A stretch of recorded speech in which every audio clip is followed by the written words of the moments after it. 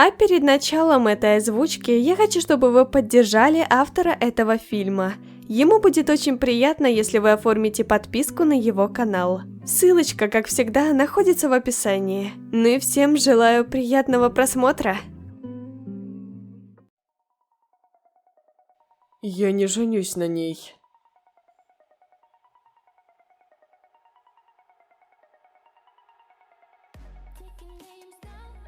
Как я и ожидал. Мистер Кларк, мой сын должен был сказать. Это то, что я сказал. Я не женюсь на ней.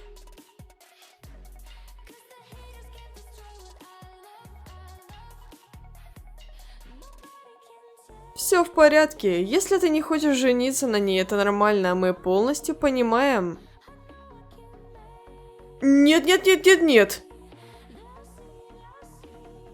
Я имею в виду... Нет, мой сын сейчас просто не в своем уме.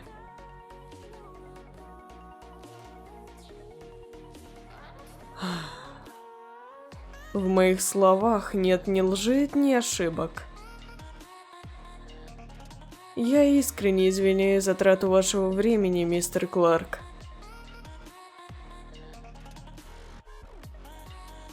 Мне очень жаль за своего сына, Генри. Обещаю, я найду способ заставить его согласиться. Люк, ты не можешь заставить ребенка.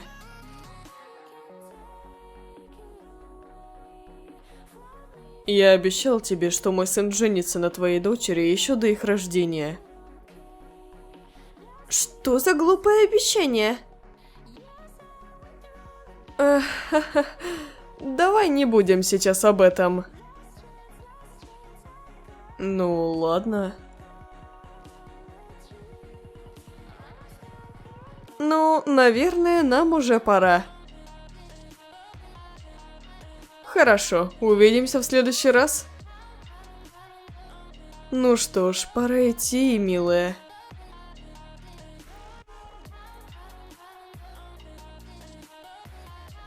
Я и Аарон женаты? Если бы...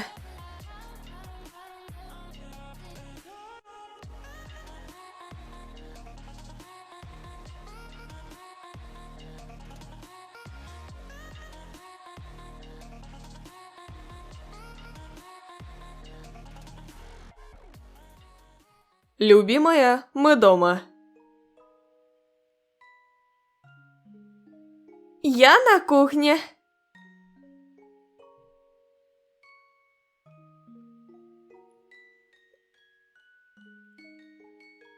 С возвращением. Мам, что ты готовишь?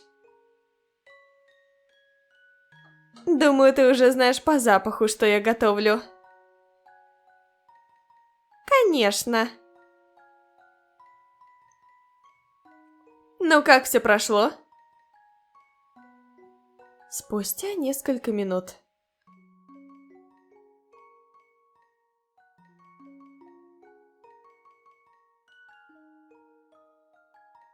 Дитя, что ты делаешь?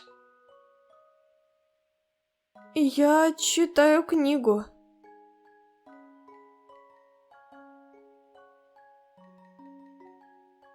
Что такое, мам? Я слышала от твоего отца, что все прошло негладко. Ну, кто же захочет принять брак по расчету из ниоткуда? Я знаю, поэтому я сказала твоему отцу, что он должен отказаться от предложения мистера Клиффорда, поскольку мы могли бы найти гораздо больше способов погасить наши долги. Я думаю, причина, по которой папа согласился, в том, что у нас не было выбора. Мы едва могли позволить аренду за эти месяцы. Я знаю, но я боюсь, что у тебя будет брак без любви. Без любви или нет, я делаю это ради тебя и папы, так что у нас не будет огромных долгов. Если это не сработает, мы найдем другой способ. О, дитя мое, иди сюда. На следующий день.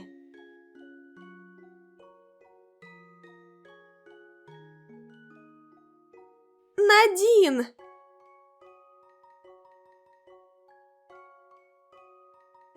Угадай что? Угадай что? Ты наконец-то купила ту новую сумку, которую хотела? Хотелось бы, но нет. Ты наконец-то спросила Асака, одинок ли он? Ты думаешь, у меня хватит смелости поговорить с ним? Да ни за что. Тогда в чем дело? Я не какой-то акинатор. Ладно, ладно. С тобой неинтересно.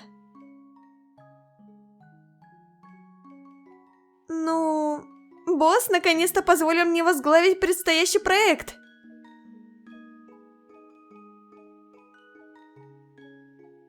Поздравляю, Эвелин! Спасибо, спасибо! Мы должны пойти отпраздновать это удивительное достижение. Безалкогольное шампанское и пицца?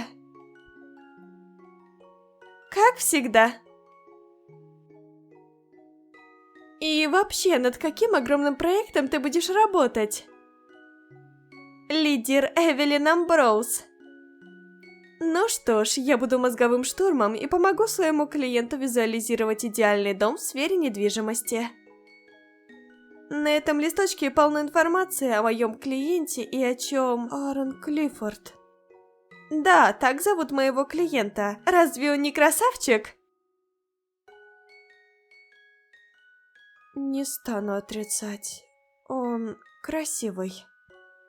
Что у тебя с лицом? А? Это лицо, которое ты всегда делаешь, когда тебе что-то или кто-то не нравится. Блин. Ничего.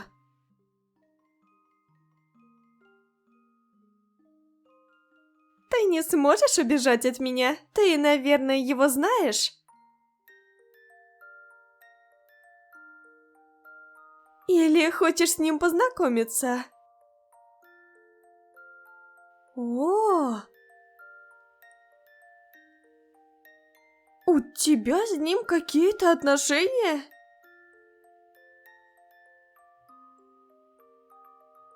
Ага, я поняла.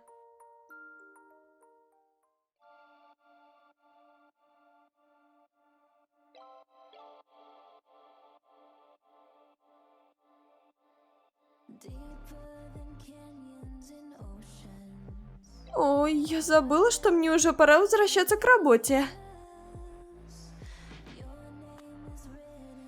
Ты не бросишь меня здесь. Что я должна сделать? Ну, я не знаю, возьми меня с собой. Мисс Кларк? И я? Мистер Клиффорд, вы здесь, чтобы увидеть меня? Ну, знаете, поговорить о недвижимости. Он кажется недовольным. Мисс Амброуз, я здесь не для того, чтобы обсуждать с вами свои планы.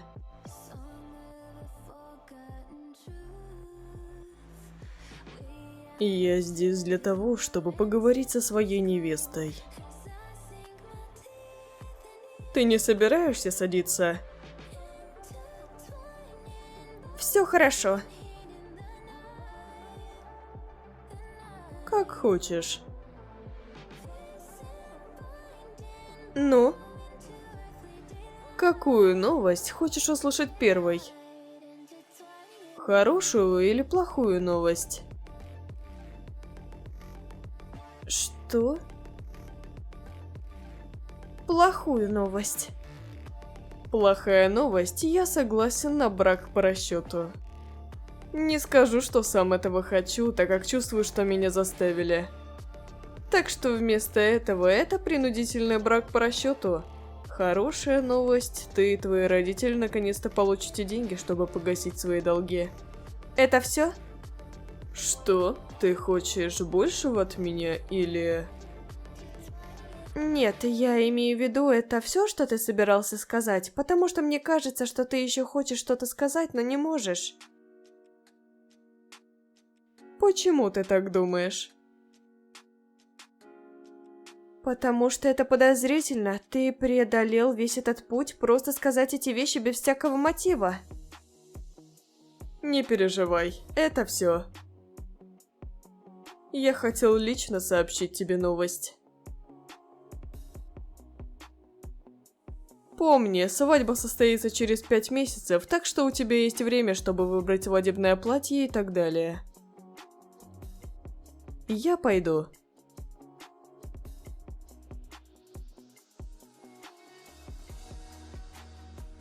Все, что он сказал, не звучало как хорошая новость. Ох, мне нужно вернуться к работе.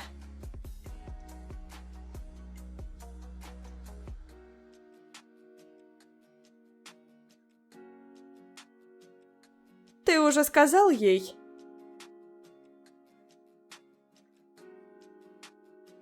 Конечно, сказал.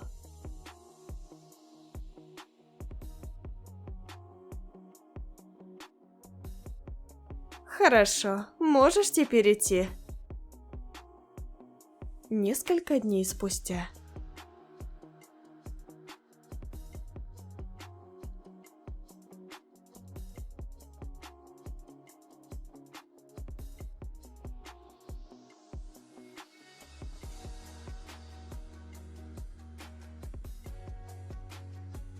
И вот Джеймс решил испортить тарелку Анны, написав какую-нибудь глупость на одном из магазинов.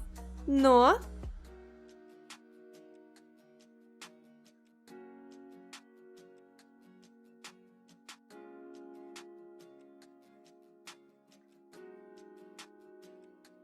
Думаю, мне уже пора идти. Увидимся, Надин.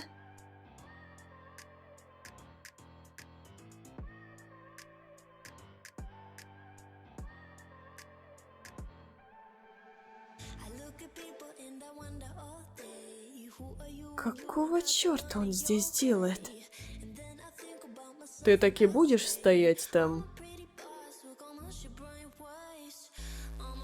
Мы должны кое-куда съездить, ты узнаешь. Куда мы едем? Мы едем покупать свадебное платье. Не слишком ли рано? Хочешь купить свадебное платье в последний момент? Нет. Тогда перестань разговаривать. Господи. Между ними царило молчание, и Надин не чувствовала себя комфортно в течение всей поездки в машине. Вау, этот магазин выглядит прекрасно. Жаль, что для меня это не будет волшебным моментом. Здравствуйте, здравствуйте. Привет. Добрый день. Вы, должно быть, невеста? Да, это я. А вы? Жених. Так, каким вы видите свое платье? Думаю, что-нибудь простое, но принцессообразное. Хорошо, я поняла, какое платье тебе подойдет. О, а вы уверены, что не хотите, чтобы свадебное платье стало сюрпризом для вашего будущего мужа? Все в порядке. Хорошо, прямо сюда.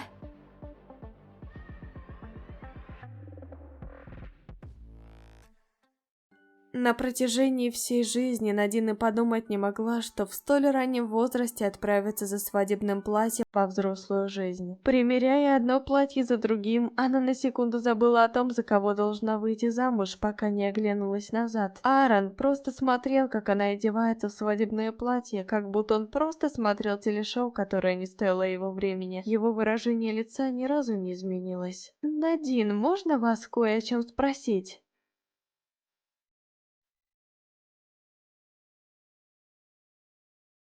Я заметила, что жених совсем не заинтересован в этом.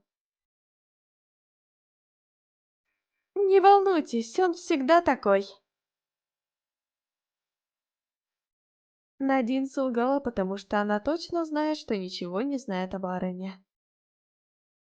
И все же, разве он не должен быть взволнован, ведь ваше платье будет главным украшением вашей свадьбы? Думаю, он это знает. Подожди здесь, дорогая. Я пойду поищу еще платье, чтобы ты примерила их. О, ладно. Алекс, Алекс, может быть, ты знаешь, где Ален? Кажется, я видел его сзади. Спасибо, спасибо. Слава богу, ты вернулся. А что, какие-то проблемы? У меня есть невеста и ее жених. Она примерила множество красивых платьев. Ммм, Но дело в том, что жених даже ничего не сказал и никак не отреагировал. о боже. Итак, сейчас невеста находится в примерочной и ждет. Потому что я пытаюсь понять, что заставит жениха быть в восторге. Какие платья она примеряла? Что-то простое, но как у принцессы. Думаю, у меня есть запасное платье для таких случаев. Ох, а где оно? Прямо здесь, позволь мне просто взять его. Это прекрасно. Так? Я говорю «да» платью. Через несколько часов. Боже, во что я ввязалась? Переходим ко дню свадьбы. Девушка! Ох, да ладно, Эвелин. Я уже рассказала тебе обо всем. Тем не менее, ты выходишь замуж? Брак без любви. Правда, но я буду единственной одиночкой. Ах, лучшая подруга, не волнуйся. Я постараюсь найти тебе пару, когда все закончится. Ты правда это сделаешь? Конечно. О, обними меня.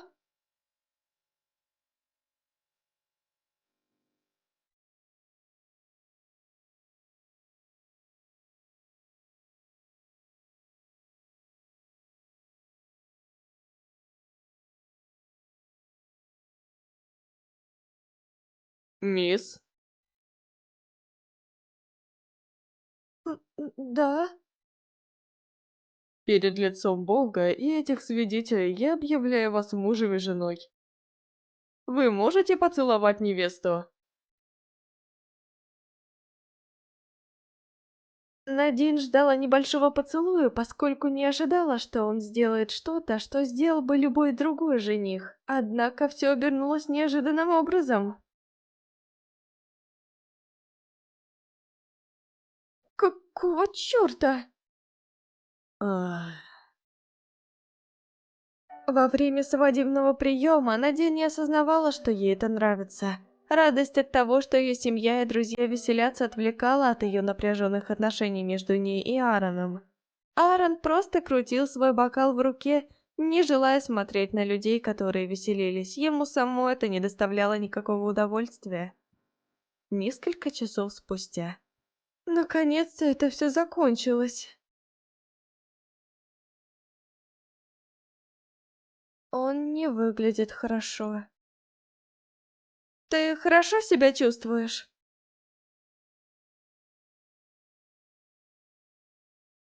Знаешь что, я даже не буду пытаться.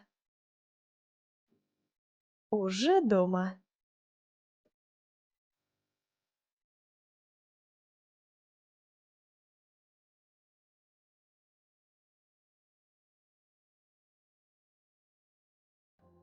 Почему он стоит там?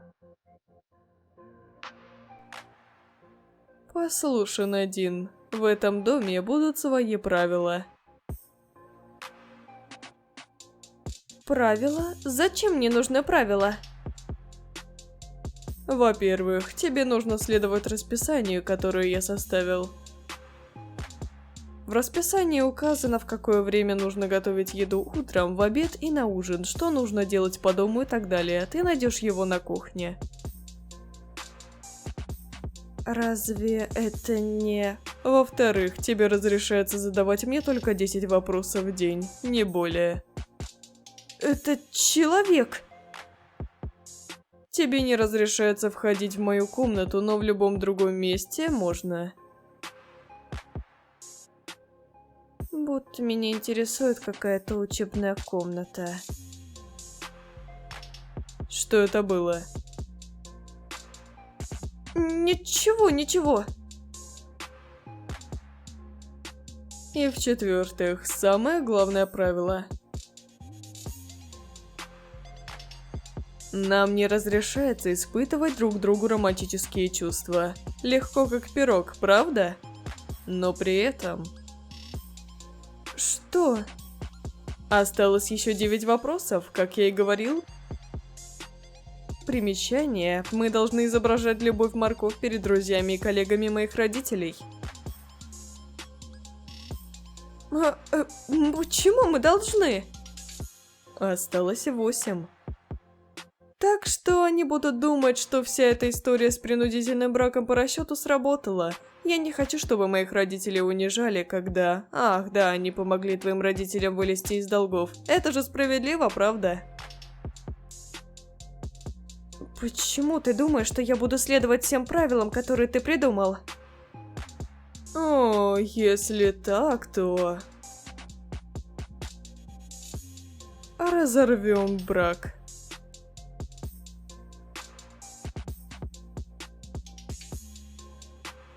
Я не могу этого сделать. Кто знает, вдруг мистер Клиффорд потребует от моих родителей вернуть ему долг.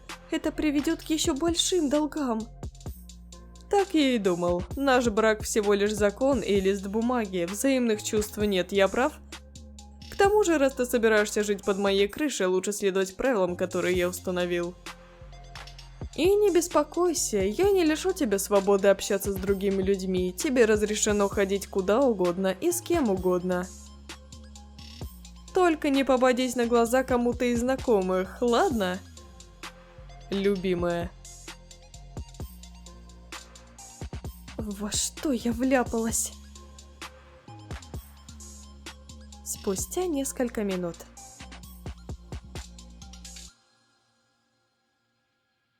Куда ты идешь?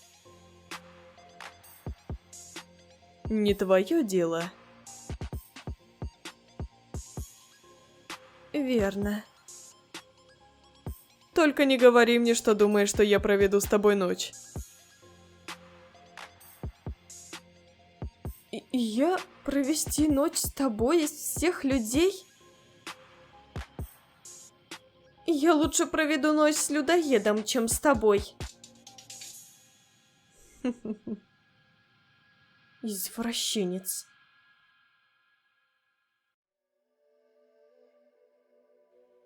Чувак, притормози.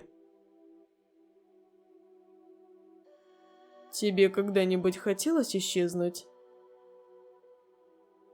А, черт возьми, чувак, мы не пойдем по этому пути. Я просто не могу поверить, что она меня бросила. Вот так. Теперь мне предстоит разобраться со всем этим браком, к которому меня принудили родители. Ты хотя бы расскажи ей, своей жене, о всей ситуации. Тс. Даже не упоминай, что она моя жена. Она не более чем чужой человек в моем доме. И почему я должен рассказывать ей о том, что происходит в моей жизни? Ее присутствие в моем доме и так уже порядком надоело. Мне не нужно, чтобы она меня жалела.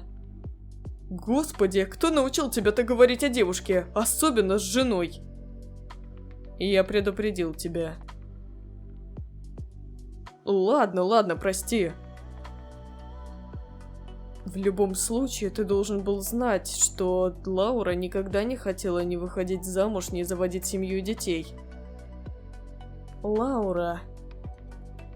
Та, которая ушла. Лаура всегда была душой компании. Ее энергичный и жизнерадостный характер выделял ее среди других. Так я встретил ее яркая улыбка сияла сквозь толпу, и в этой яркой улыбке все мои тревоги на мгновение исчезли. Почти 4 года наших отношений впустую, только потому что я пытался сделать ей предложение. Лаура, ты выйдешь за меня замуж? Я не могу, по крайней мере, не сейчас. Тогда я попробую в следующий раз. На следующий день. Почему она не берет трубку? Неправильно набран номер. Пожалуйста, уточните номер и перезвоните. Что? Неправильно набран номер. Пожалуйста, уточните номер и перезвоните. Ты, наверное, знаешь, как она поживает. Ты действительно хочешь знать? Что ты имеешь в виду? У Лауры есть парень.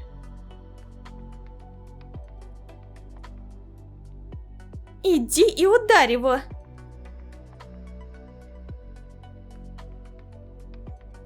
Ой, да ладно.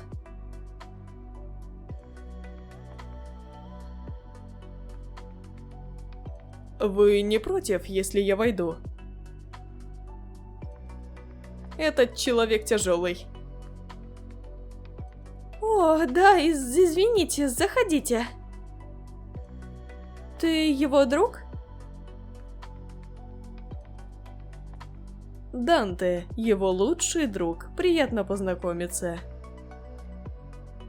Мне тоже очень приятно. Я Надин. Надин, мне жаль, что тебе придется иметь дело с этим пьяницей. Я бы с радостью помог, но мне завтра рано вставать на работу.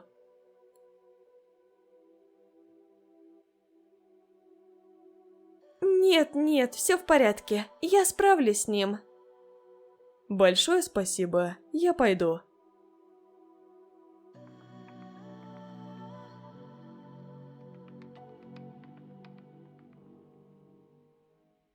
Что мне с тобой делать? Лаура. Лаура? Лаура, пожалуйста, не оставляй меня. Я люблю тебя. Кто такая Лаура? Что чувствует Надин? Любопытство или что-то другое?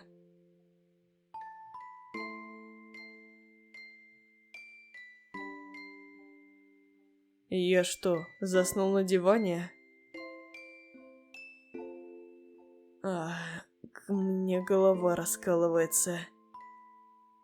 Который сейчас час?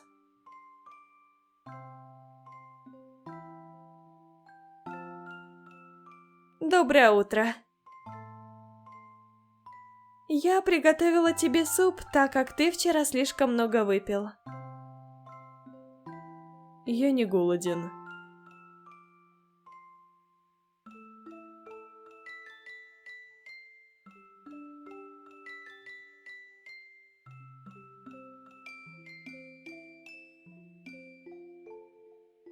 Вот придурок. Несколько часов спустя. Лаура. Алло, Земля вызывает Надин. О? О чем ты думаешь? Ни о чем.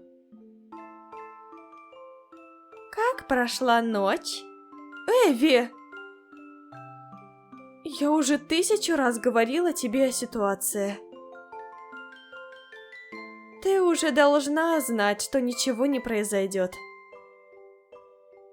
Я знаю, но ожидай неожиданностей. В любом случае, тебя что-то беспокоит.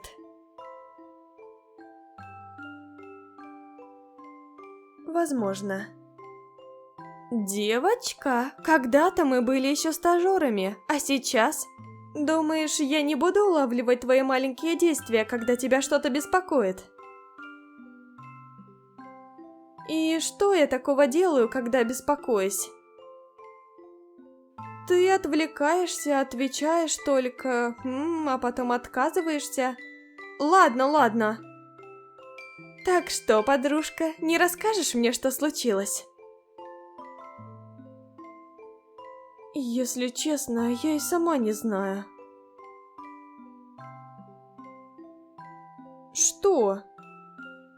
Ничего. Но у меня есть вопрос. Что на этот раз? Как там парень? Парень? Ты знаешь, твой муж. Мой муж. Придурок. Не ожидала, что ты сможешь описать его этим словом. Но он один. В общем, разве тебе не пора возвращаться к работе? Ой, правда, забыла. Ох, Эвелин. Лаура. Подождите, почему меня это вообще должно волновать?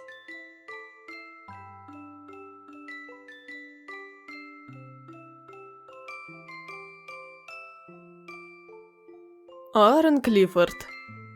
О, так официально? Что ты хочешь? Боже, после того, как я вчера вечером отвез тебя домой, вот что я получил, неблагодарный. Просто перейди к делу, я занят. Итак, о летнем рае, в котором мы собираемся поехать с мальчиками в июне. Только с мальчиками, да? Да. Видите ли, Тиран и Нейт хотели взять с собой своих подруг, ты знаешь. Но я думал... Я тоже так думал, просто мы, парни, развлекаемся, но нет, эти два идиота вдруг решили, что это скучно, поэтому и привлекли к этому своих дам. Эти двое. Поэтому я подумала, как насчет того, чтобы провести с собой твою жену, Данте. Извини, Надин с нами. Откуда он знает ее имя? Зачем мне это делать? Чтобы мы с ребятами наконец-то встретились с ней. Ни за что. Знаешь, ты говоришь как человек, который держит свою жену подальше от друзей, думая, что мы ее украдем. Столько головной боли. Несколько часов спустя. Что приготовить? Что же приготовить?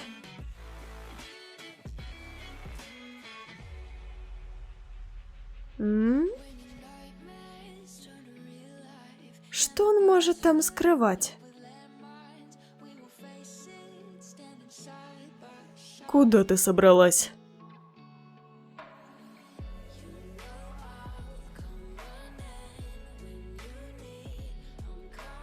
Никуда.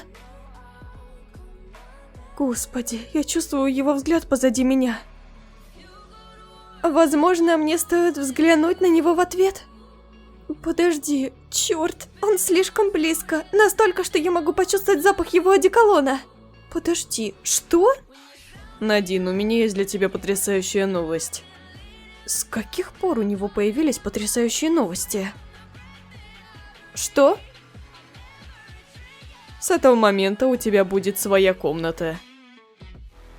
О боже, как интересно! Комната прямо напротив моей комнаты, в которой ты спала прошлой ночью. Извините, я не знала, что у меня есть своя комната. Я зашла слишком далеко? Нет, я так не думаю. Как насчет того, чтобы пойти и проверить, а не стоять перед дверью моего офиса, м? Точно. Моя жена. Пф, как будто я буду ее так называть.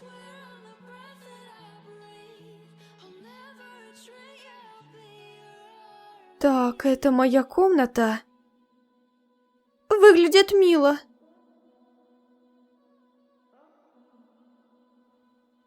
Добрый день. Ой, Надин, как ты? Анджела! Единственный неповторимый. Может, заедешь за мной? Я в Эдсайд-парке.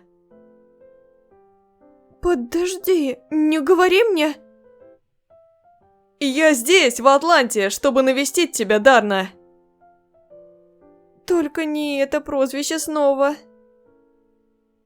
Во сколько мне нужно за тобой заехать? Сейчас. Сейчас? Прямо сейчас, идиотка. Ты тоже идиот! Анджела, придется многое объяснить. Несколько минут спустя.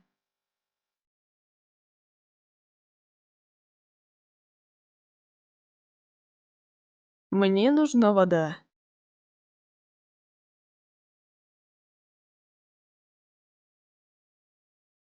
Так как у меня нет твоего контактного номера, я решила написать тебе записку, что уйду ненадолго. Я куплю тебе еду по дороге домой.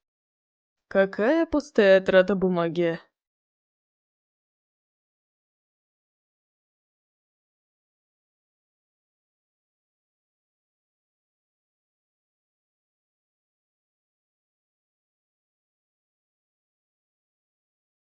Где он, черт возьми? Бу!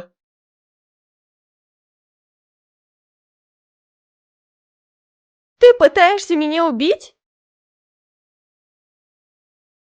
Возможно. Ц. И вообще, с каких пор ты приехал в Атланту? Около недели назад. Неделю назад? Тише, тише. В Чикаго стало слишком скучно, поэтому я и приехал сюда навестить свою кузену-одиночку. Ох, об этом. Что ты имеешь в виду? О, Луни, девочка! Опять за свое. Как тетушка посмела ничего не говорить? Я мог бы найти свою настоящую любовь на вашей свадьбе. Надо было сказать ему, что занято. Несколько часов спустя. Какого черта она так долго? Она забыла расписание?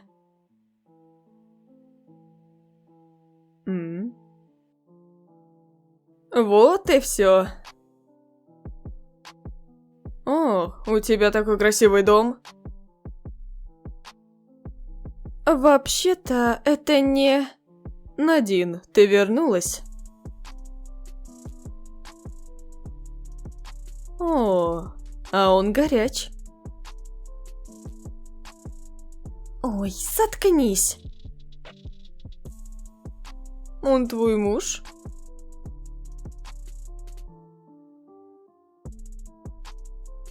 Повезло.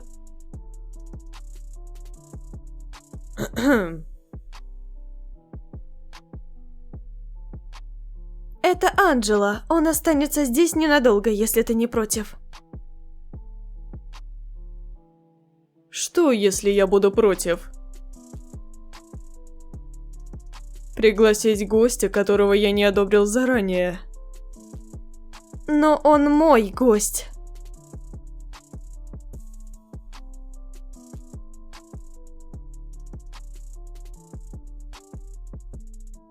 Пойдем, Анджела. О, и я поставлю твою еду на кухонный стол. Я все вроде вовремя для твоего ежедневного ужина сделала, не так ли?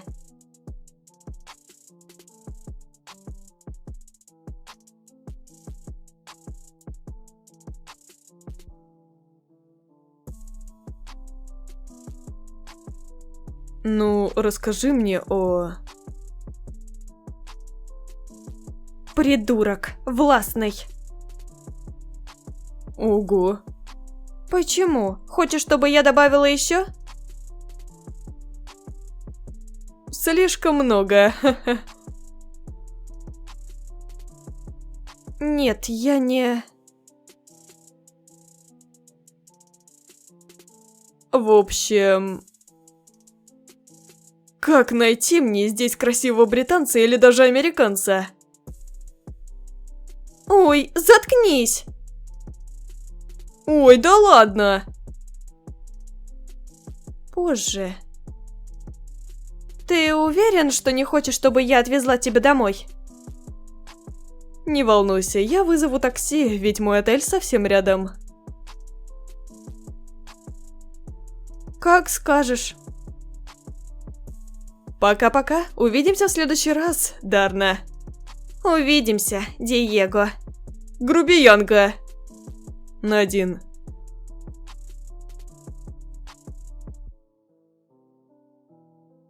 Ты всегда будешь говорить стоя ко мне спиной? Может быть, разве так не лучше?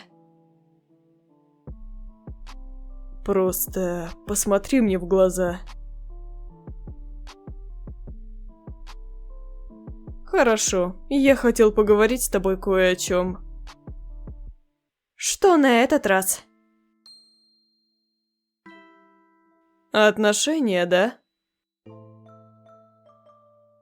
У тебя с этим проблемы?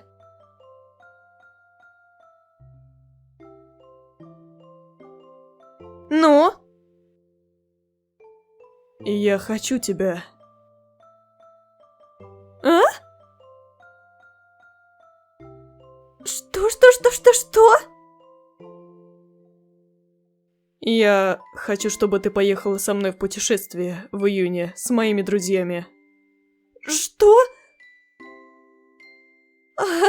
Я думала, первоапрельский день дурака уже прошел. Ты такой смешной. Я серьезно. Ой. Мои друзья хотят познакомиться с тобой. В июне мы поедем в летний рай. Лучше попросить у босса отпуск на этот месяц. Ты же не хочешь меня разочаровывать. Ц. Желание врезать ему по самодовольному лицу.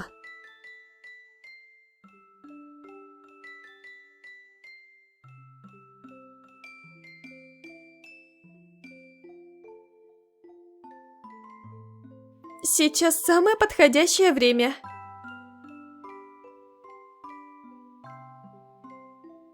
Почему он так защищает свой кабинет, если в нем нет ничего особенного? Что это?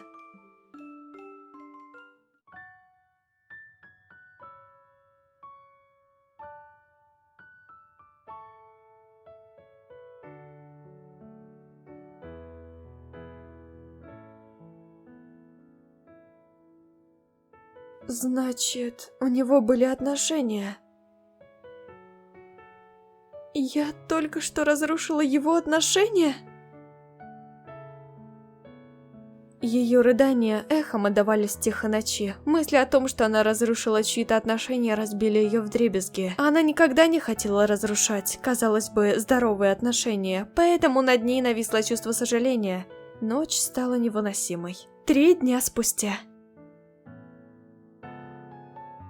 Где ты была?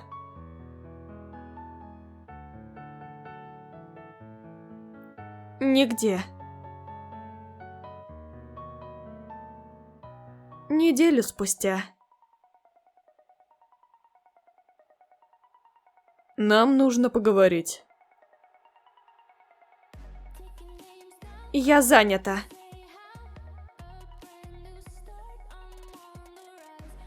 Черт возьми, что с ней такое?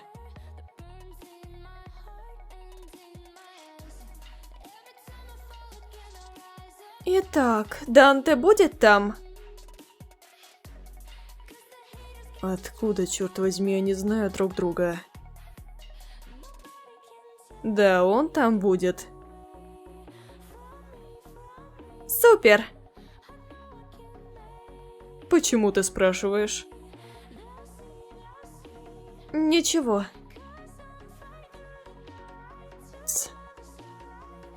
Это мое дело.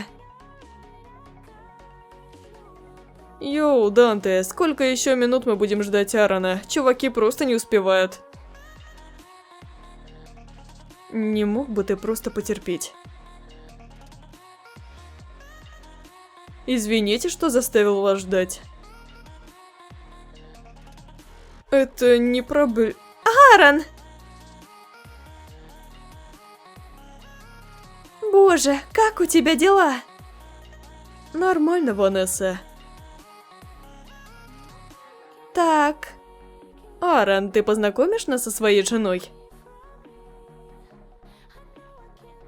С женой? Это Надин. Моя жена. Привет.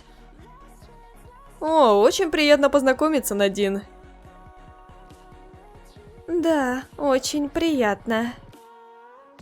Так, мы будем стоять здесь или пойдем отметимся? Я пойду зарегистрирую нас. Хочешь прогуляться со мной, Аарон? Ты иди первой, я кое-что забыл в машине. Ладно. Давай останемся здесь ненадолго.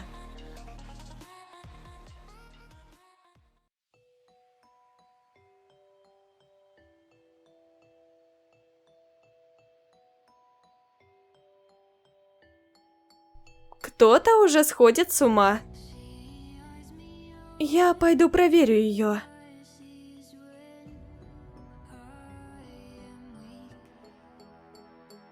Несса, ты в порядке? С каких пор он женат?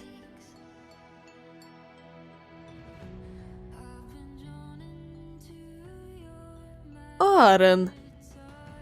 Не разговаривай со мной.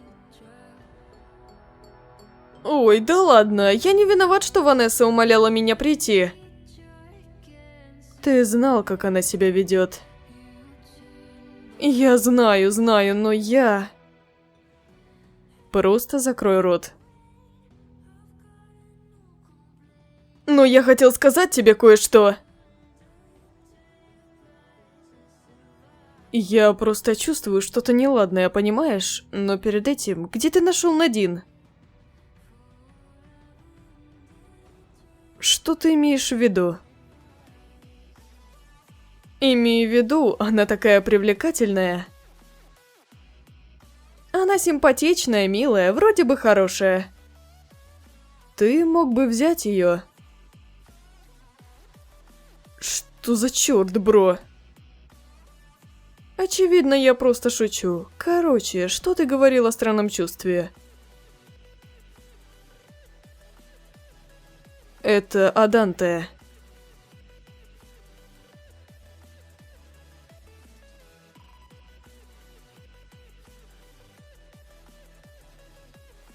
Тебе не кажется странным, что Данте улыбается Надин? Почему меня это волнует?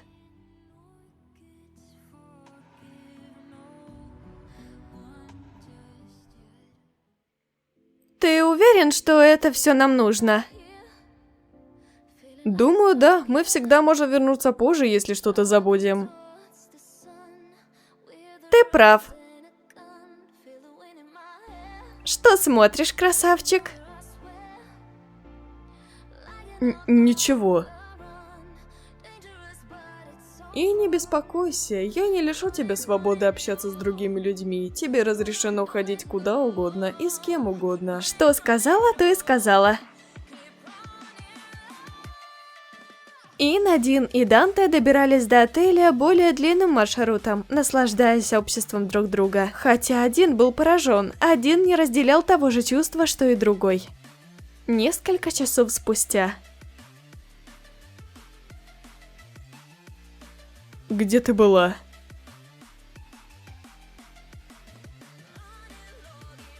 Почему тебя это волнует? Ты права. Почему меня это должно волновать?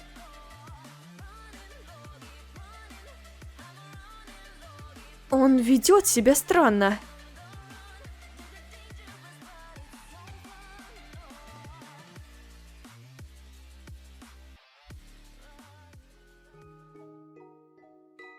Здравствуйте. О, привет. Ты должно быть Надин, я Джемма.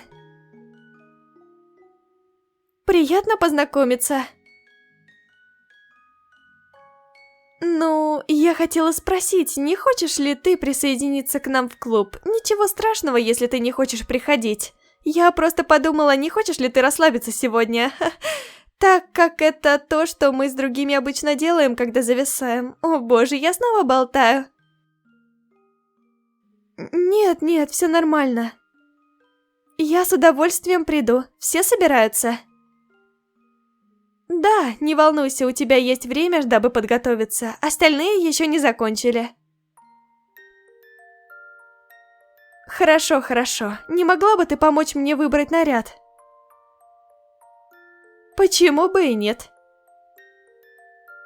Почему Джемма так долго? Мне захотелось джина. Может, нам стоит отправиться первыми? Извините, что заставила вас ждать. Давай, Надин.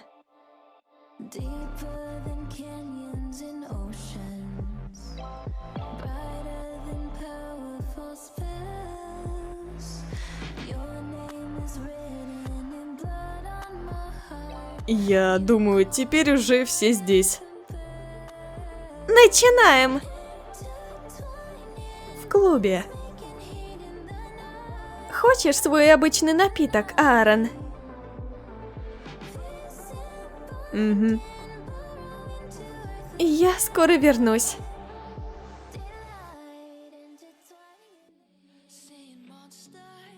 Надин. Здравствуй, красавица. О, привет, красавец. Не хотите ли вы составить мне компанию на танцполе? Я видел, как тебе скучно, и подумал, почему бы мне не показать этой прекрасной даме веселую ночь? Ты мне льстишь. Не так сильно, как ты мне. Что теперь скажешь? Ну, как ты и сказал, это лучше, чем просто сидеть здесь и скучать.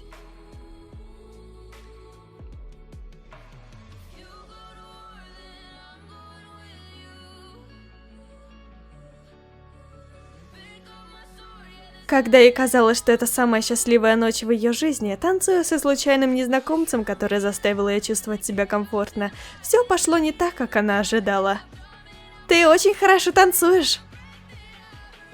Я мог бы сказать тебе то же самое, но я очень устал.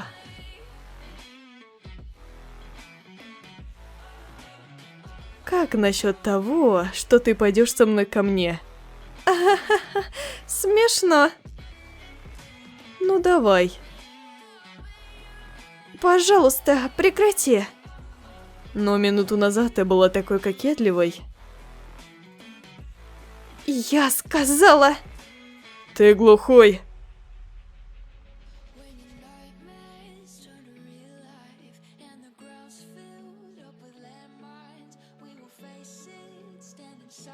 Мужчина, который, как она думала, не будет заботиться о ней в такой ситуации, стоял впереди, защищая ее. Действительно он защищал ее или просто устроил шоу?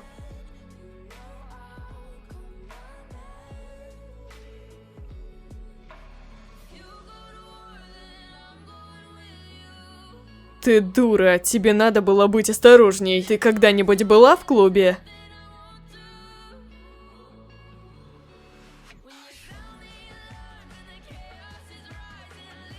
Просто оставайся здесь. Не ходи и не начинай танцевать со случайными придурками. Сказал парень, который разрешил мне общаться с кем угодно. Придурки, Надин, придурки, есть разница.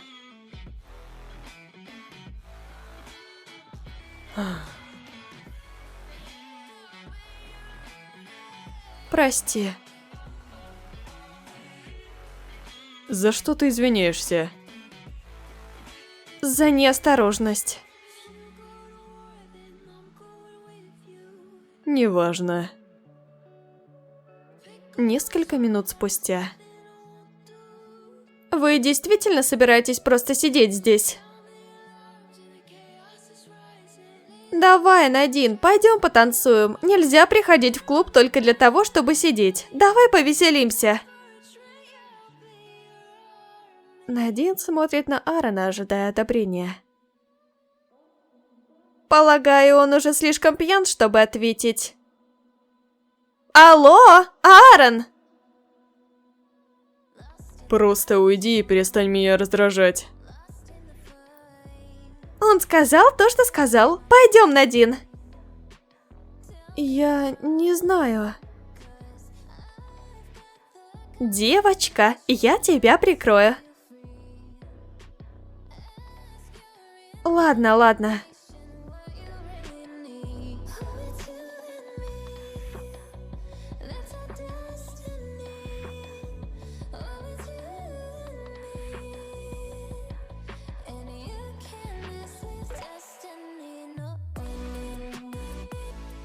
Похоже, кто-то ревнует.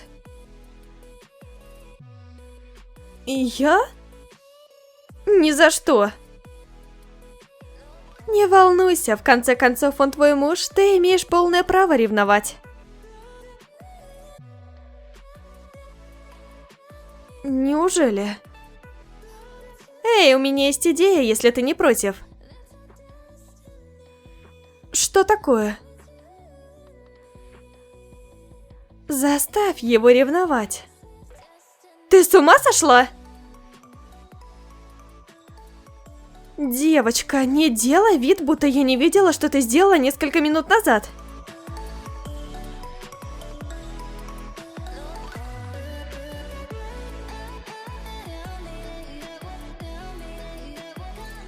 Надин, помни, правило номер 4. Ну, ты позволишь ему выиграть? Эй, дамы, веселитесь? Конечно. Тайрон, чувак, ты вспотел. Я? Фу, отойди от меня.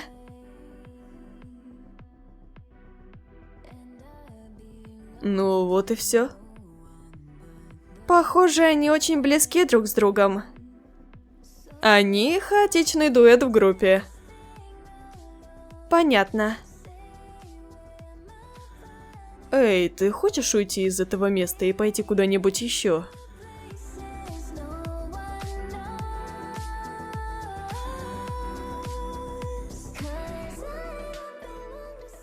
Хорошо. Куда мы идем?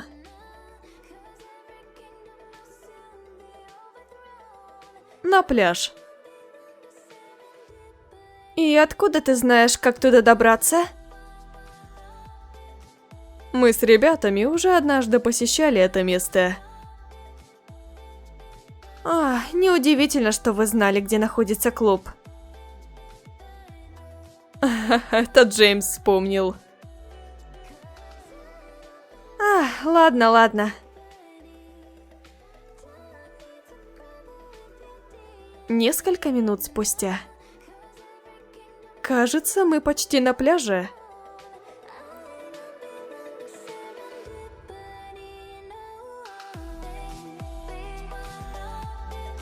Теперь я чувствую себя как дома.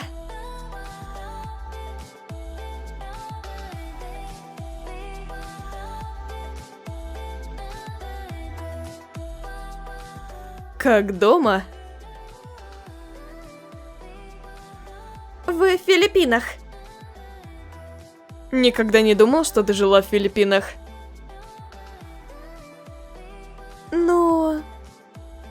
Надин рассказала Данте о том, как она прожила в деревне всего 3 года, но по ощущениям для нее это было все 10.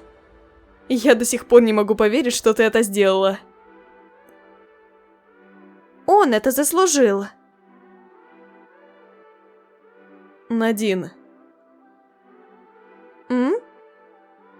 Ты знаешь, как вернуться в отель? Да, я так думаю, ибо отсюда кажется близко. А что? Мне нужно вернуться в клуб.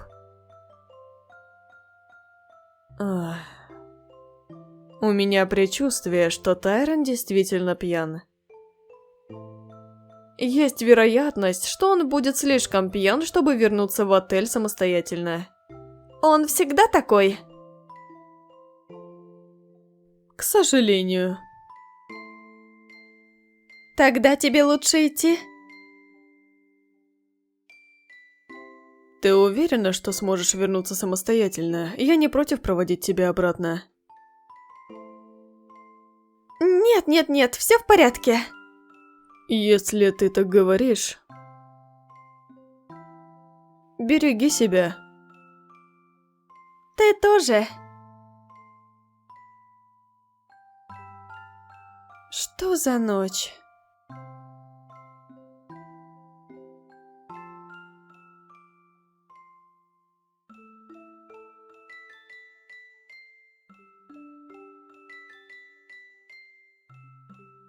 Господи, я ничего не вижу.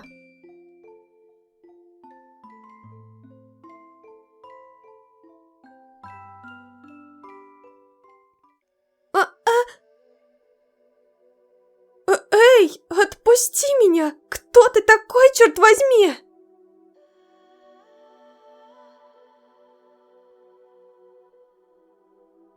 Где ты была? Этот голос...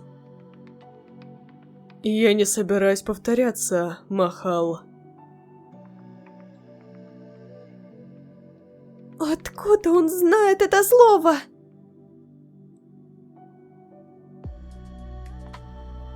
Ты опять будешь меня игнорировать?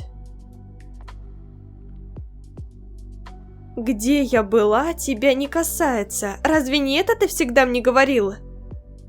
Что за внезапное желание заботиться о том, где я была, а?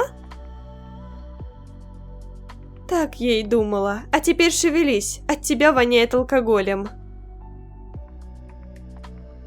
Надин казалось, что она тонет не только в его голубых глазах, но и в его запахе. Она чувствовала себя так, будто ее околдовали.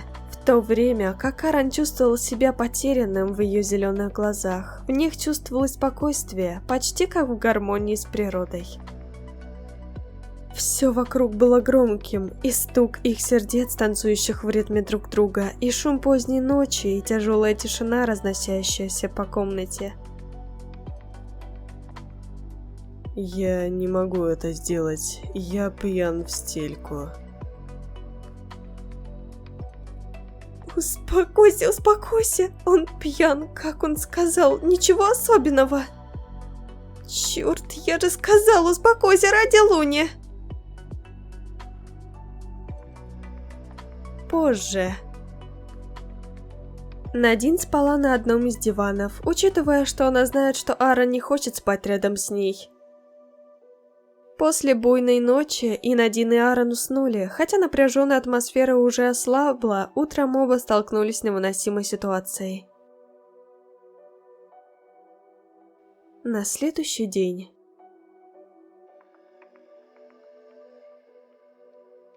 Где я?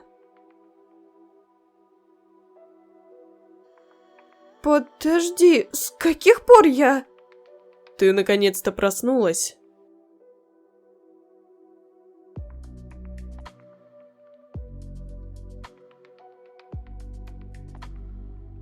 Что случилось прошлой ночью? Я ничего не думала.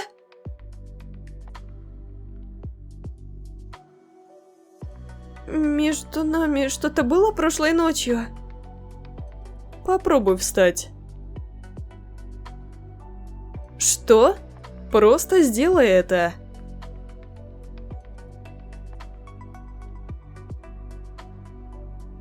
Сейчас попробуй пройтись. Как ты себя чувствуешь? Хорошо. Почему мне кажется, что ты заставляешь меня чувствовать себя тупой? Наверное, это потому, что это ты. Эй! Кажется, все нормально, верно? Теперь подумай о том, что я заставил тебя сделать. Придай этому смысл. Что?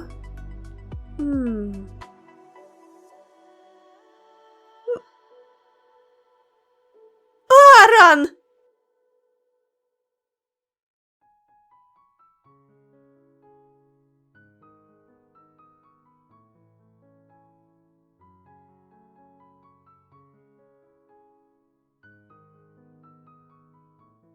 А где остальные?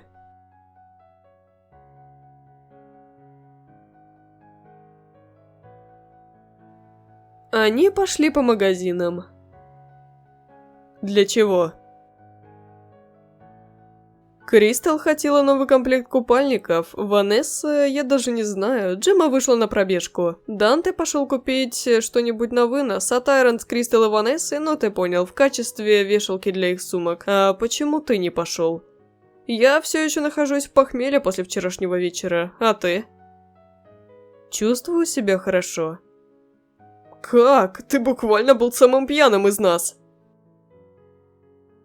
Наверное, я отношусь ко всему по-другому. Чего я вообще ожидал? Ах да, мы с остальными собираемся на пляж. Вы с Надин хотите пойти с нами? Я еще не знаю.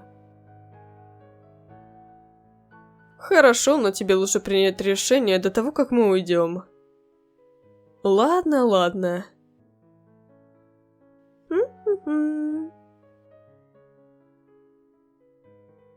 Так странно. Что такое? Ты действительно хочешь знать, о чем я думаю? Если ничего важного, то нет, спасибо. Это вроде как важно, а вроде как и нет. Расскажи мне, если это важно. Это Данте. Снова?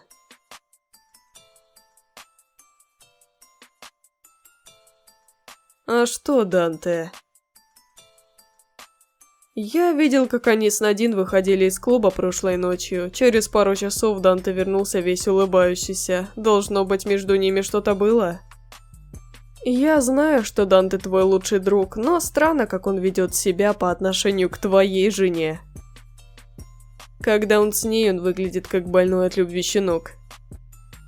Тайрон сказал то же самое. Правда? Видимо, мы с Тайроном это почувствовали. Ну, в любом случае, я не пытаюсь разрушить вашу дружбу с Данте. Опять же, учитывая, что он твой лучший друг, я просто предупреждаю тебя, если что-то когда-то случится. Спасибо.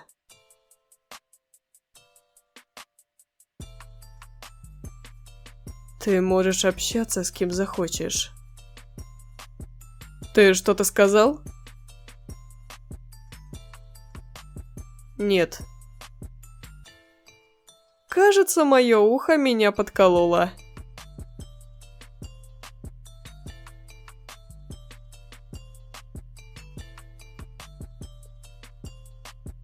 Несколько минут спустя.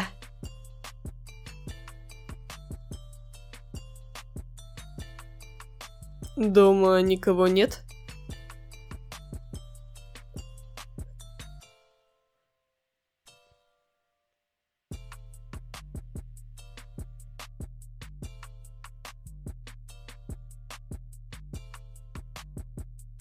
Привет, бро. Аарон, черт возьми, в чем твоя проблема? Проблема в тебе. А? Аарон, ты снова пьян? Ладно, тебе нужно успокоиться. Как я могу успокоиться, когда знаю, что мой лучший друг слишком сблизился с моей женой? Моей женой? Это что-то новенькое.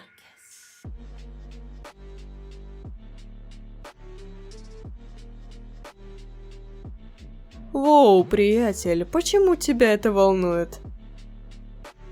В смысле? Хочешь, я напомню тебе? Помнишь ночь вашей предполагаемой свадьбы? Ты был со мной в клубе. Говорил мне, что скучаешь по Лауре. Ты даже жаловался на то, что женился на Надин. Говорил, что не хочешь называть ее своей женой. Что же поменялось? Что? Я должен был сделать шаг, чтобы ты передумал называть Надин своей женой? Аарон, ты серьезно? Не веди себя как ревнивый муж, если ты искренне ее не любишь. Потому что единственное, что ты доказываешь, это то, что ты владеешь ею, как будто она твоя собственность. Не говори мне эту чушь, если ты не попытаешься искренне полюбить Надин. Тогда ты не оставляешь мне другого выбора, кроме как забрать ее у тебя. Тебе лучше определиться. Кроме того, если ты собираешься опробовать, то тебе лучше забыть о Лауре, пока ты этим занимаешься.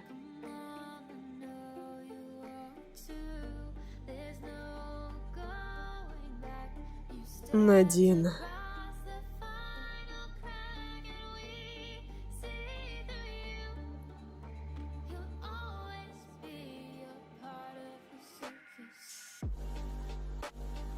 У меня голова идет кругом. Несколько часов спустя. Как долго я спала? 4 часа. Как давно ты здесь? А где все остальные?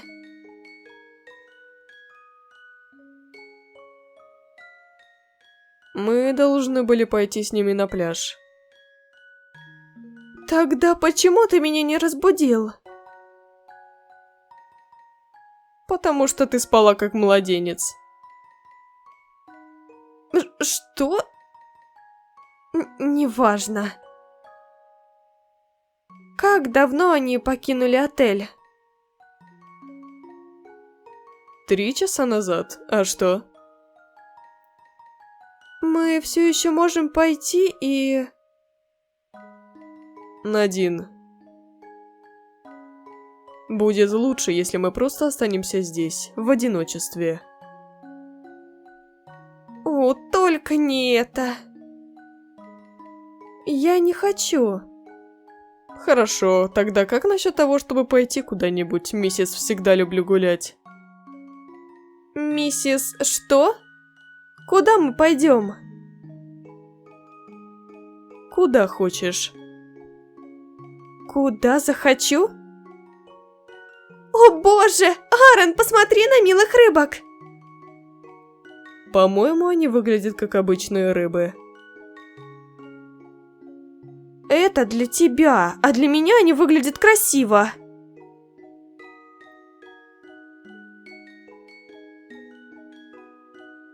Похоже, тебе очень нравятся жители океана. Ну, это напоминает мне о моей родной стране. Не буду тебя утомлять своей сентиментальной историей.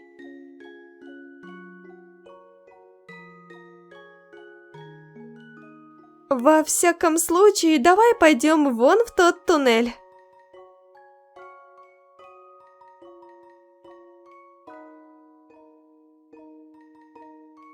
О!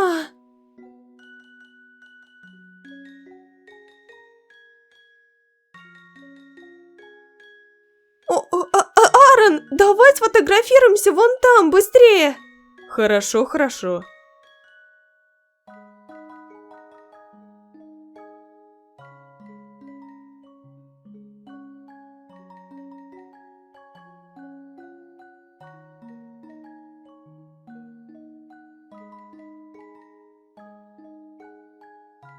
Мило.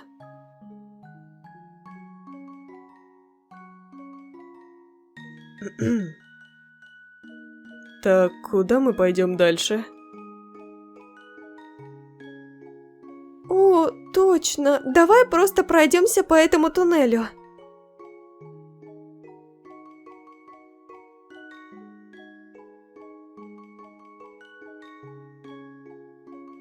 Ах.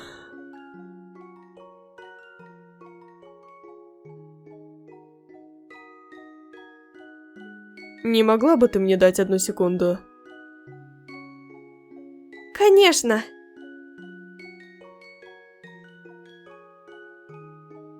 Да, мам. Да, я все еще помню план. Я знаю.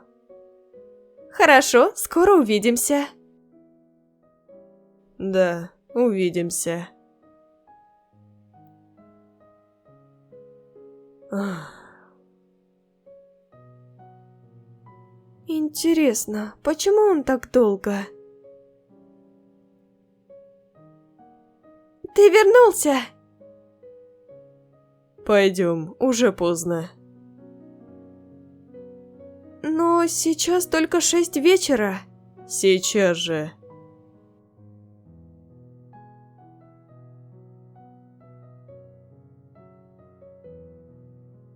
Последние 3 дня Надин старалась наслаждаться моментами во время поездки, однако ее что-то беспокоило. Последние несколько дней Аарон вел себя странно, он был то холодным, то совершенно другим, Надин не понимала, что происходит. Куда ты идешь? Чего ты хочешь? Мне просто любопытно, понимаешь? Потому что мне жаль Аарона. Сначала его первая девушка бросила его, потом его заставили вступить в брак с таким ничтожеством, как ты, которая, ох, всегда за своим лучшим другом, довольно скандально, ты не находишь? Что? Данте просто друг. Это они все так говорят. Просто признай это, Надин. Признай, что ты используешь Аарона только ради его денег, хотя на самом деле Данте тебе нравится больше. Забавно, что ты так думаешь, потому что да, наш с Аароном брак мог быть заключен по расчету, но я бы никогда не полюбила никого из друзей Аарона. Проще говоря, я останусь верна Аарону, даже если он не испытывает ко мне тех же чувств. Что бы ты ни говорила, просто помни, что Аарон никогда не забудет свою бывшую из-за личного опыта.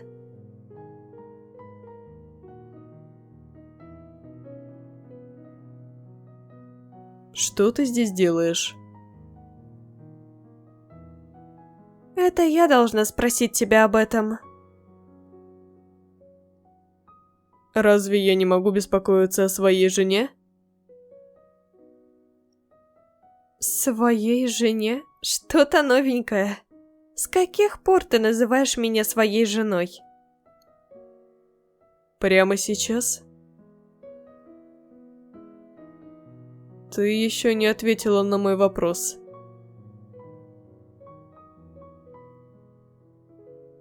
Мне нужен был свежий воздух. Правда? Да. Судя по мрачному выражению лица, минуту назад говорила об обратном. Просто, ну... Что? Это Ванесса. Все, что она тебе сказала, неправда. Но один из них это правда. Что ты имеешь в виду? Ты понимаешь, она сказала мне, что ты никогда не забудешь свою бывшую.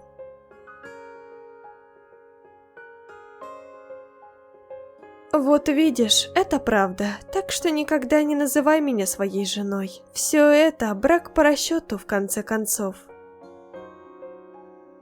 Я не понимаю, почему ты вдруг стал прилагать усилия, зная, что лучше бы ты приложил их к своей бывшей. Но скажи мне, Аарон, ты когда-нибудь по-настоящему полюбишь меня?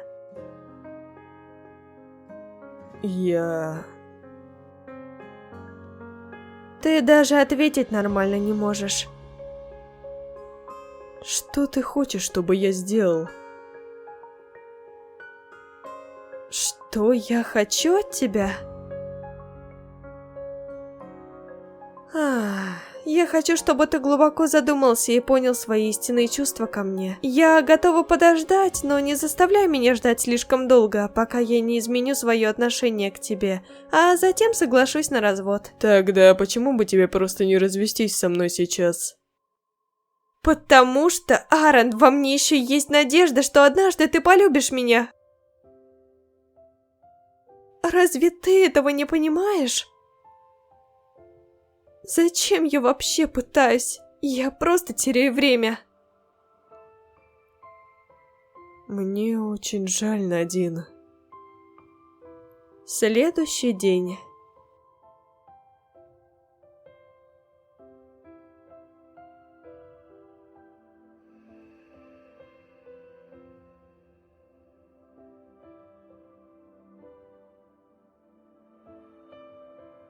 Эй, может быть, ты хочешь куда-нибудь пойти? Я устала. Ну, тогда как насчет посмотреть? Не заставляй меня, я же сказала, что устала.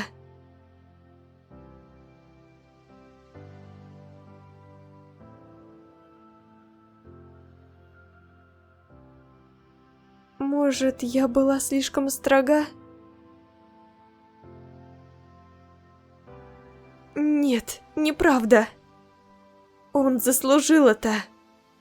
Лучше дать ему почувствовать то, что чувствовала я.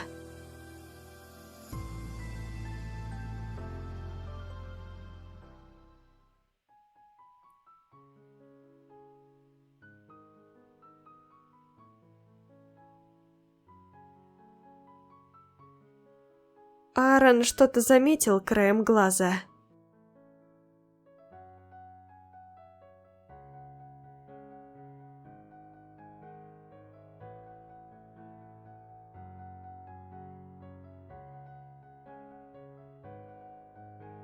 Аарон почувствовал тошноту, думал о том, почему хранить те фотографии, которые больше ничего для него не значат. Это один из способов получить? Извращенец! Прости!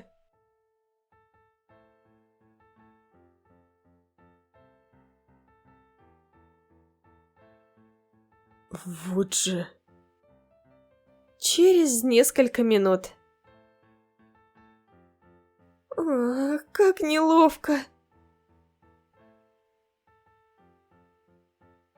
Я забыла.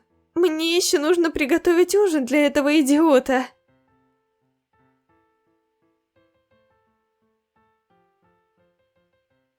Надин почувствовала, как чья-то рука скользнула по ее талии. Тебе нужна помощь? Аарон, что Что, Махал? Что ты делаешь? Просто обнимаю свою дорогую жену, что-то не так? Можешь подвинуться? Зачем? У тебя есть глаза? Ты видишь, что я пытаюсь готовить? Ой, извини.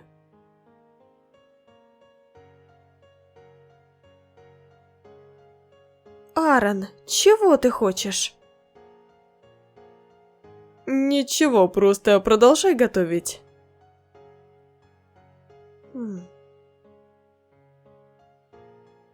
Мила. Дни пролетели мимо, как листья, обдуваемые тихим ветром. Вот так проходили дни. Аарон медленно, но верно начал искренне любить Надин. Боже, мне не терпится вернуться домой, Надин. Ох. В этом доме есть чем заняться?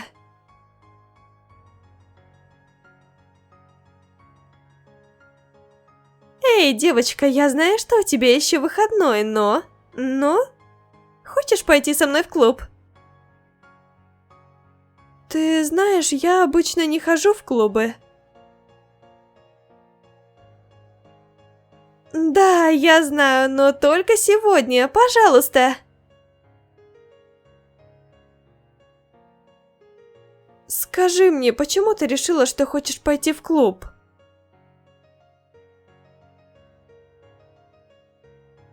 Работа, Надин, работа.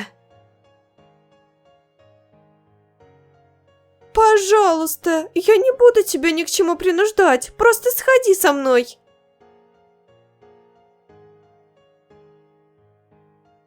Хорошо. Ура, спасибо! Заберу тебя в 8 вечера, милашка. Думаю, все будет хорошо, пока я не выпью. Нужно подобрать наряд. Я дома.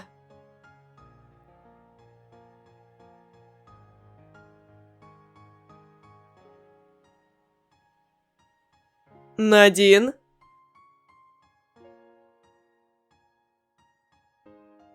Вернусь через некоторое время.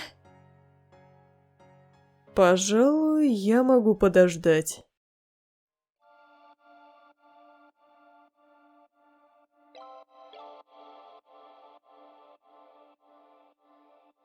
Почему, когда я прихожу домой, свет всегда выключается? Ты дома? Аарон, почему ты еще не спишь? У тебя нет работы? Где ты была? Я просто... С кем ты была? Почему ты вернулась домой? Окей, мистер детектив, почему ты мне задаешь все эти вопросы? Мне нельзя спросить?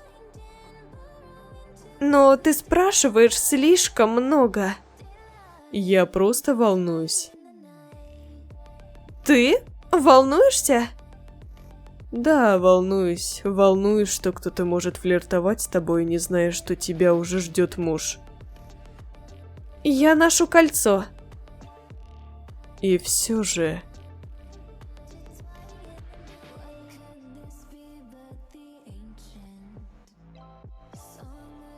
Что ты делаешь?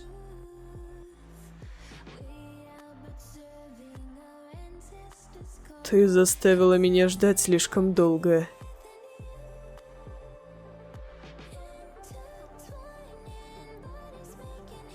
Посмотри на меня, Махал. На следующий день.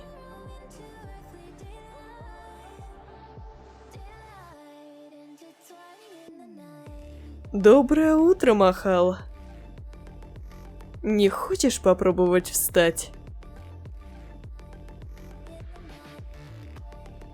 Аарон! Ну же, перестань игнорировать меня. Разве у тебя нет работы? Есть, но если хочешь... Тогда иди. Хорошо.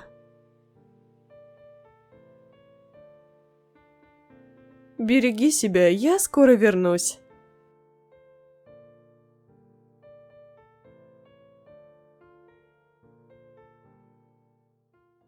Надин услышала женский голос у двери.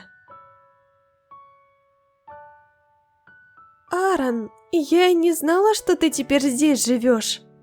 Почему ты здесь, Лаура? Я думала о наших отношениях. Я хочу снова быть вместе. Что ты думаешь?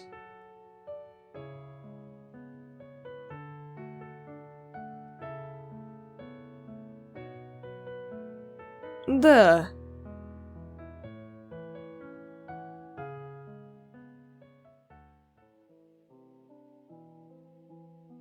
Серьезно? Вот что сказал бы прежний я. Что? Лаура, разве ты не видишь? Я переехал и женился. Женился? С каких пор? 5 месяцев назад. Но мы расстались всего на 5 месяцев. Только не говори мне, что ты так быстро поменялся. Ты когда-нибудь любил меня? Ты потеряла память? Разве не ты была тем, кто быстро все закончил? По словам Данте, в тот день, когда ты бросила меня после того, как я сделал тебе предложение, ты нашла нового мужчину, с которым можно поиграть. Послушай, это все было... Для развлечения, да? Что-то вроде того, что ты всегда делала в своей жизни. Ты никогда не воспринимала наши отношения всерьез. Теперь ты хочешь вернуться в мою жизнь после того, как я наконец ушел и живу с девушкой, которую люблю больше всего? Кто вообще эта девушка? Надин Клиффорд. Я советую тебе не приближаться ни к ней, ни ко мне. Это к лучшему, Лаура.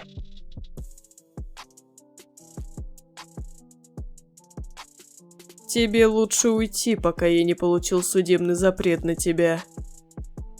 И еще, повзрослей. Жизнь состоит не только из вечеринок. Это, наверное, она. Не могу врать, она очень красивая. Прости, Аарон. Желаю тебе и твоей жене всего наилучшего. Ничто так не ранит Надин, как ощущение, что ее сердце колотится о грудную клетку. Мысль о том, что Аарон готов вернуться к девушке, которую когда-то любил, не давала ей покоя. Привет. Девочка, с тобой все в порядке? Говоришь так, будто плакала. Ничего, мам, это потому что я смотрела что-то грустное. Это так? Угу. В общем, причина, по которой я тебе позвонила, это...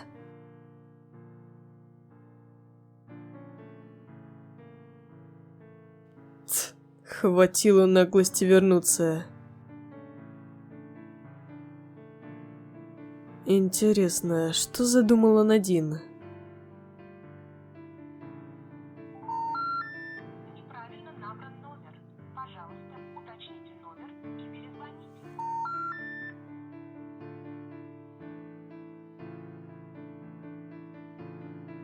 Дома.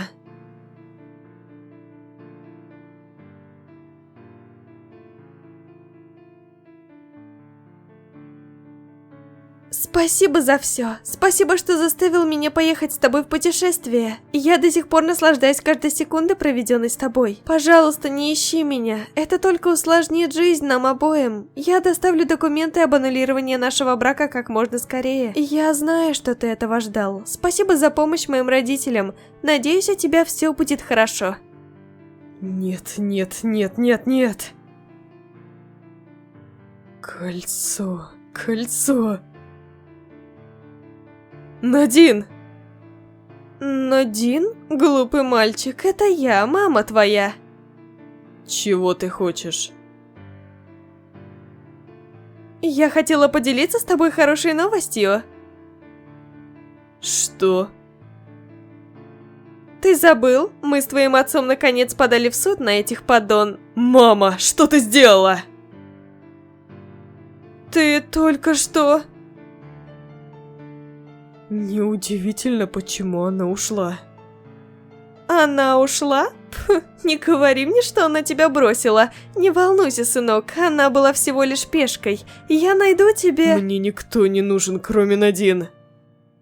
Не смей проявлять ко мне неуважение. Что тебе и папе сделали родители Надин? Они были конкурентами. И... Ой, не строй себе паиньку. Ты тоже принимал участие в этом плане? Алло? Алло?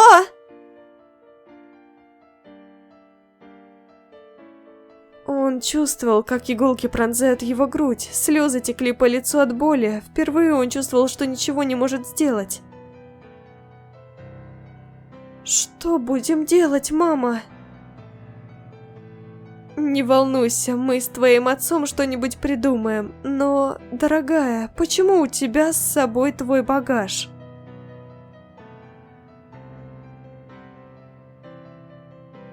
О, дорогая...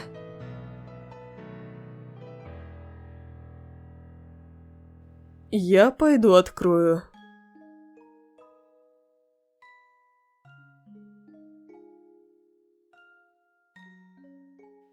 Аарон? Быстрее, иди спрячься в своей комнате.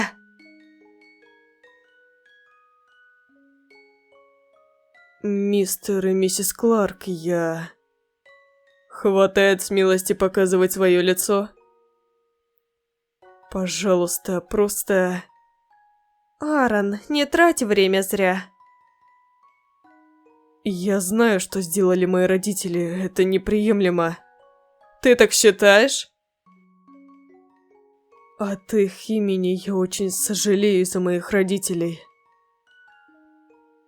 Пожалуйста, мне очень жаль. Мне очень жаль. Пожалуйста, простите меня. Это не твоя вина, Аарон. Моя. Надин сбежала из-за глупого решения моих родителей. Спасибо, что пришел и извинился, Аарон, но я думаю, будет лучше, если ты больше сюда не придешь. Но, пожалуйста! Надин едва пыталась держать слезы. Несколько дней спустя Аарон продолжал ходить в дом родителей Надин, чтобы спросить, где она была. Надин всегда пряталась в своей комнате, но время от времени подглядывала.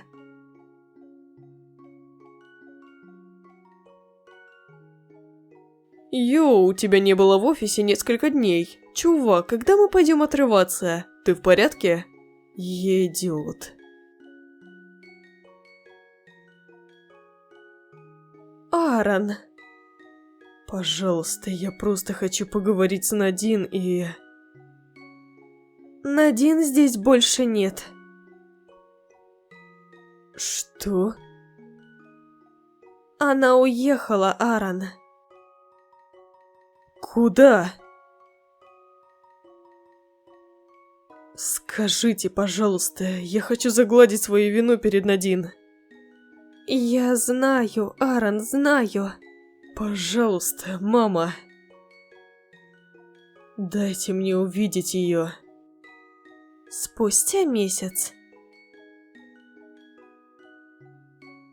Надин сидела на берегу, погрузившись в окружающую обстановку. Песок скользил по ее ногам. Океанские волны мягко омывают пляж, ветер развивает ее волосы, словно оазисы, в котором мечтает каждый. Интересно, что я буду есть потом? Оба застыли на месте. Один почувствовал облегчение, а у другого от страха заколотилось сердце. Что ты здесь делаешь? Надин, я... Разве ты не должен быть с той девушкой? Той девушкой? Девушка с тех фотографиях, которые ты сохранил. Девушка, которая приходила в твой дом. Лаура? Надин, подожди, дай мне прояснить. Все и так ясно, Аарон. Твои родители наконец-то отомстили. Вы наконец-то снова вместе.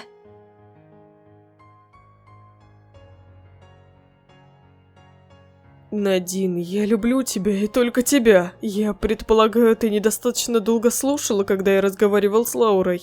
Когда Лаура захотела снова быть вместе, я сказал ей, что и прежний я сказал бы да, но я, нынешний сейчас, двинулся дальше. Единственный человек, которого я люблю и ради которого готов пожертвовать всем, это ты. Только ты. Как я могу поверить, что ты не лжешь?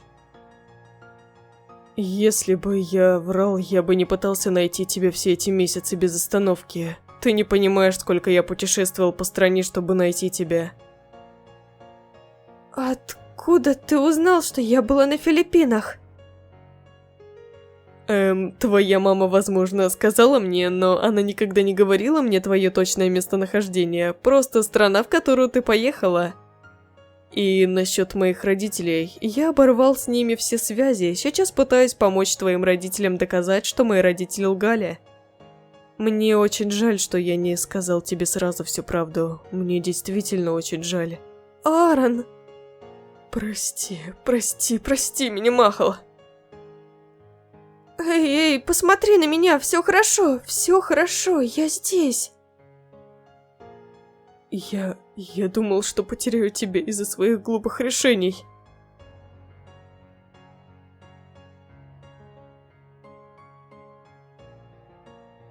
А еще, откуда ты знаешь слово «махал»? Ну, я знаю, как говорить на тагальском языке. Что? Конец.